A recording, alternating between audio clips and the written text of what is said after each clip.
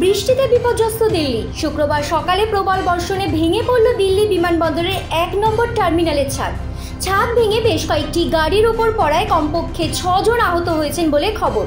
শুক্রবার সকাল ৫:৩০ নাগাদ ঘটনাটি ঘটে। ঘটনার পরপরই দিল্লির দমকল বিভাগকে খবর দেওয়া হয়। শুরু হয় উদ্ধার কাজ। এই ঘটনার বেশ কয়েকটি ভিডিও ইতিমধ্যে প্রকাশ্যে এসেছে। এর মধ্যে একটি ভিডিওতে দেখা গিয়েছে বিমানবন্দরের ছাদ ভেঙে ১ নম্বর টার্মিনালে দাঁড়িয়ে থাকা বেশ কয়েকটি গাড়ির উপরে পড়েছে এবং গাড়িগুলো দুমড়ে মুচড়ে গিয়েছে। একটি গাড়ির ভিতরে আটকে থাকা একজনকে উদ্ধারের চেষ্টা চলছে। ঘটনাস্থলে আসেন অসামরিক বিমান পরিবহন মন্ত্রী Rammohan Naidu Kinjarapu.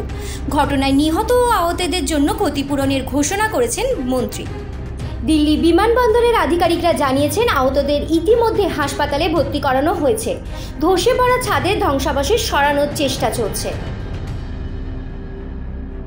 Bureau report, U Bangla TV, Delhi. U Bangla TV হৃদয় ছুঁয়ে যায়।